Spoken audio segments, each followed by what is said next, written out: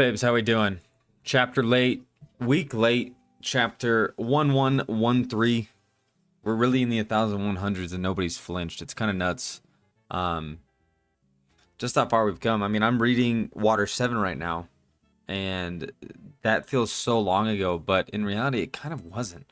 It really wasn't that long ago, like 15 years, maybe a little bit more, but I want to say about 15 years is when that was, which is kind of insane, but more to this chapter.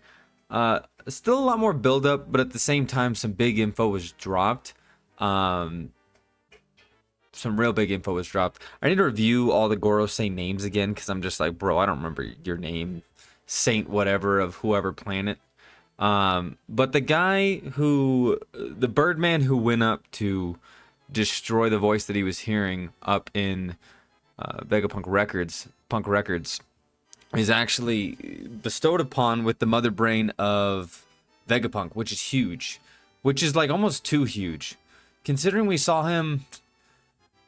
I don't remember when that flashback was when we saw the biggest version of his head, but it's been maybe like what 5 years, I think. I think Bonnie was the most recent that we saw how big his head was.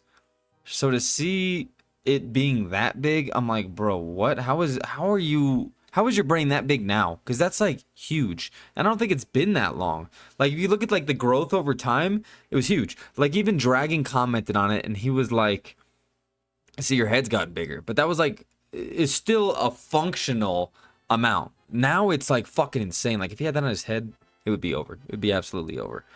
Heard some cool stuff about what we're about to hear. We kind of knew it was going to be a red herring, a misnomer. That guy was never going to stop Vegapunk, at least not right now, from saying the message that he wants. But he's pissed about it, and they're going to try to figure out exactly what to do. But I don't know what they're going to do. Because at this point, you have to think that it's not even from this island that it's happening. So who steps in and who knows? I don't know. Even like someone like Inu-sama, who probably has divine power, doesn't really have the resources to triangulate where this is coming from, you would think. I mean, I would like to think that he would destroy an entire island to make sure this message doesn't get out. He would destroy 10, but I don't know how he's going to go about that. I have no idea. But I think this is Vegapunk's war cry. We're getting an even bigger scope of the world. More and more people are going to hear this message, and he kind of just dropped the first bomb of this message.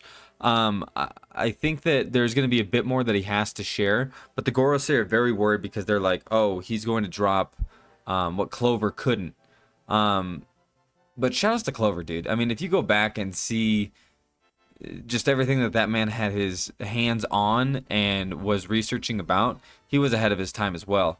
And he wasn't even like a supreme genius like Vegapunk. Like Vegapunk has technology on his side as well. Clover was kind of just like sending people out to get information, making sure all the history, the annals of history were documented. But besides that, I mean, he didn't really have much. Like Vegapunk kind of has control over a fuck ton of things, and like probably cameras, who knows where, and a genius brain to boot. I mean, that's his ability. Like he has a fruit that he ate to become a genius. But Sanji is still carrying that, man. I think that he might say some final words. It'd be very strange for Sanji to carry around a dead body this long.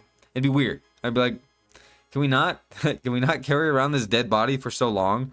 But there's some type of sentience with his brain still being intact, I feel like his idea of living is, I guess, different just because he has his brain still intact. Like he still has the thought. So even if his body's kind of out of commission, I think that big bubbly brain is enough.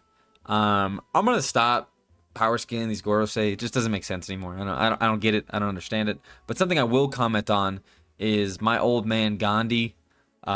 He gets hit and then immediately retaliates.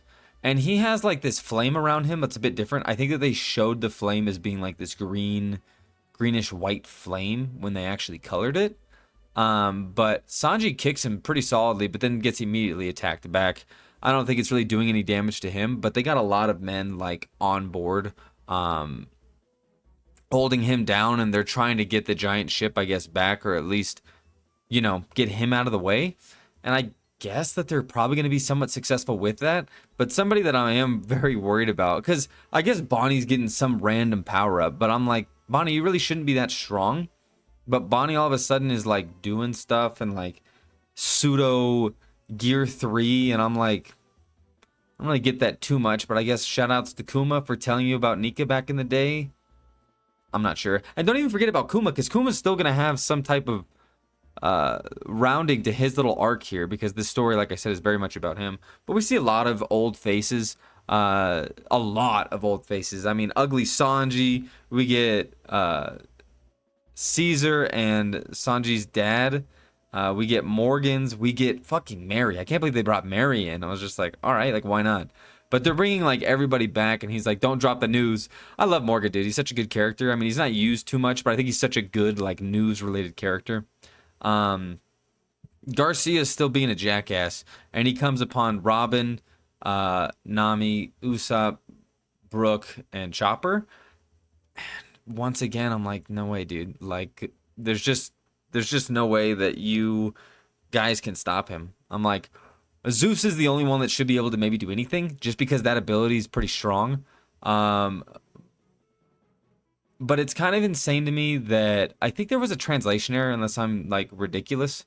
But there's a part where Garcia is talking to Robin, and she recognizes his voice, and it seems like Garcia is the guy who is in person. He's the guy that usually goes in there. He's the summon guy. He's the guy riding ships. The rest of the guys are just chilling. He's like the face of them, I guess you could say. But it seemed like he was on Ohara, which is very interesting.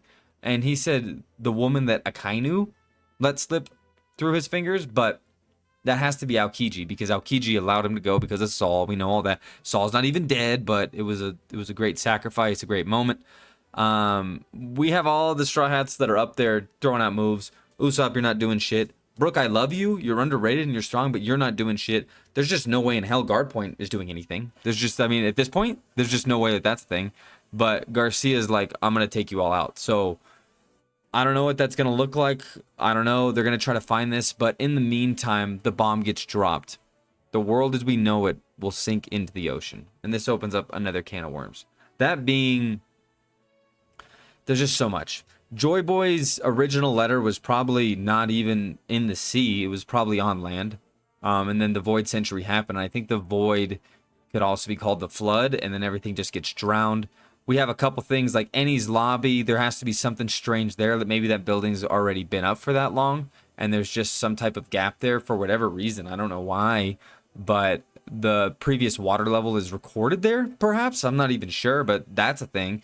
My brother brought up that Crocus and Rayleigh, having seen the One Piece, or having seen whatever's on Raftail, just the fact that they are both doing things that can be done underwater. He's making his residence within a whale, and Rayleigh coding ships just to make it so everybody's going to be good underwater. But still a bit of a stretch. You could look at some different places like Impel Down and stuff, but I think them showing mermaids hints at the fact that Fishman Island was not always underwater. I think that there's a lot more that's going to go down with this, but the war cry is going to probably be finished up next chapter, the chapter after that. But Vegapunk's message, I think, maybe lasts another chapter or two. I'm excited to see what else he has to say and what the research behind this is. But until then, I guess we'll see. Solid chapter. I'm excited for next week. Hope you guys are too. And I will catch you later.